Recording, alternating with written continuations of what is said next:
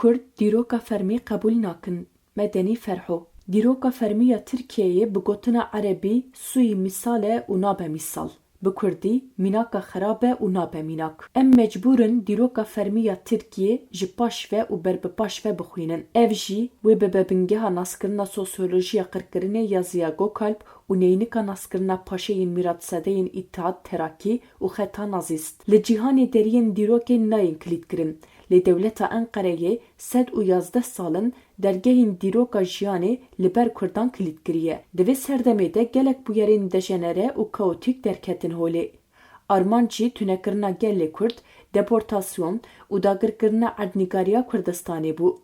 Ya balkêş ew e ku kapîtalîzma entegrasyonal jî bi hemû hêza xwe veşarî û aşkere destek da milîtarîzma paşeyên faşîst. Paşeyên İttihat Terakî bûne bavê Hitler, lê nazîzma Hitler jî bû bingeha Tirkên nazîst. Ewropa naziyên Almanya berteref kirin.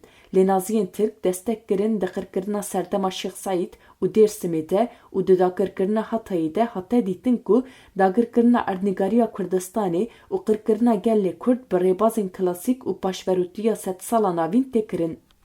Tirkên nazîst destpêkê bi navên çeteyên Türkistanî, çeteyên Qefqasî, çeteyên Gurcî û çeteyên Tatar dest bi kar kirin. Ev jê dide xuya kirin ku paşeyên İttihat Terakîyê siyaseta avakirina çeteyên serdema qirkirina gelên xeyrî Mislim salên 1921 fêrî faşîstên nazîst û sêseyan jî kiriye. Di dîrokê de gihîştina Tuğubê dawî heye. Tê dîtin û fêmkirin ku her tişt bi dawî nebûye û li Kurdistanê jî hêza ku parastina gelek tiştan bike heye. Rêber Abdullah Öcalan ev rastî dît û dest bi têkoşînê kir. Piştî şerê nîv sed salê kilîdên deriyên dîrokê hatin şikandin. Faşîstên Mîratsede mecbûrî daxaleta li ber lingê Rêber Abbo bûn. Piştî daxaletê Rêber Abbo pêvajoya aştî û civaka demokratîk da dest pê kirin û li Meclisa Enqereyê Komîsyona Çareseriyê hat avakirin. Salek di ser avakirina komîsyonê re derbas bû û encama salekê jê radestî meclisê hat kirin. Niha jî Partiya Zafer, Ucube Ümit Özdağ û Partiya İYİ Namusavat, Musavat Dervişoğlu ne di nav de hemû partiyên klasîk ku bi duruşma sêva-sor û faşîzma nazîst siyasetê dikin dîtinên xwe armanca xwe ya li ser pirsa Kurdî û çareseriya bi raporên cuda radestê parlamentoyê kir. Siyasetê dikin dîtinên xwe armanca xwe ya li ser pirsa Kurdî û çareseriyê bi raporên cuda radestê parlamentoyê dikin. Ji bilî Dem Partiyê hemû partiyên klasîk yên bi îdeolojiya fermî û sosyolojiya qirkirinê ya Ziya Gökalp hareket dikin tiştekî nû nabêjin. Dîsa meşa kuştin û wêrankirinê domînin. Bi gotina dewleta bêteror dixwazin Kurdan li her derê bêçek û rût, şilf û tazî li holê bihêlin û cardan di gora betonî de meftûn bikin.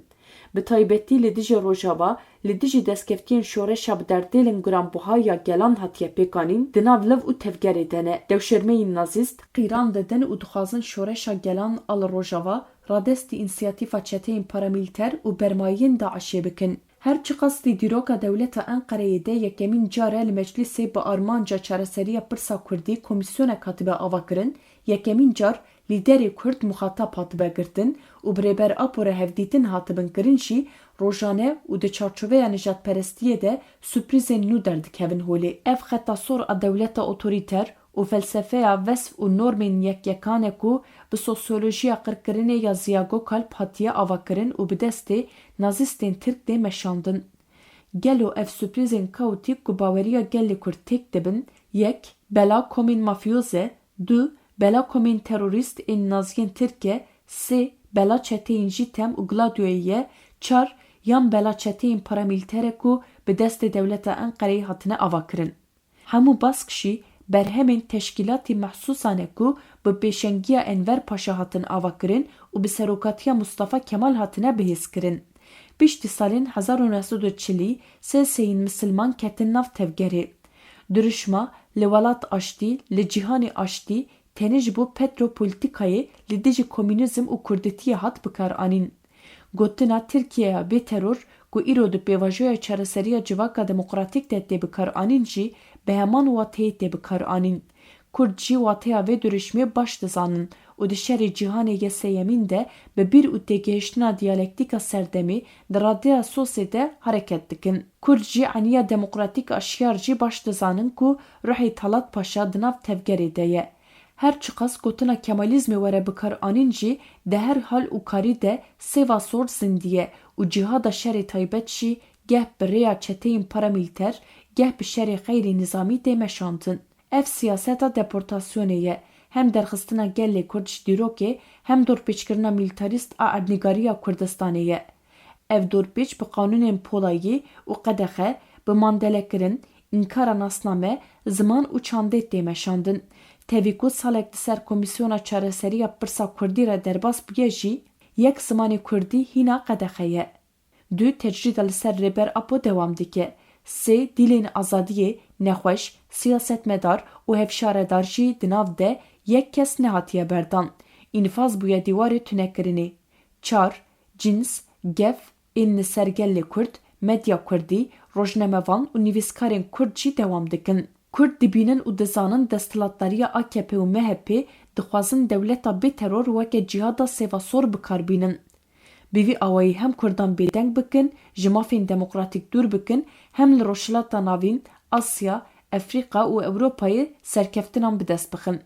Lewma di siyaseta herêmê û cîhanê de teşkîlata dewletên Tirk karsaziya şer bikartînin. Di dîplomasiyê de jî çakûçê xwe hem li Sedam didin hem li Hesin didin. Kurd êdî destûrê nadin ku dewleta Enqereyê bi hişmendiya nejatperest, Turanîst, Nazîst û İslama sêvasor derkevin Fütuhata Kurdistanê. Filozofê Amerîkî George Santayana dibêje kesên ku pêşe rojan ji bîr bikin mehkûmê wan rojan dibin. Vêca Kurd hem dîroka xwe dizanin hem pêşerojên tijî bûyerên kaotîk û dejenere di bîra wan de ne û hem di dîroka dijmin dizanin hem jî deq û dolap, xap û ripên dijmin jî di bîra wan de ne. 1. Deportasyon, bi zorê koçberkirin, dersînorkirina xwediyê cih welatiyan e. Valakirina welat ji ehlê cih e. 2. Naziyên Tirk, bi pêşengiya îdeologê nazîst, Dr. Ernest Wiorman û rêxistina ciwanên Almanya bi duruşma avakirina dewleta Turan derketin holê.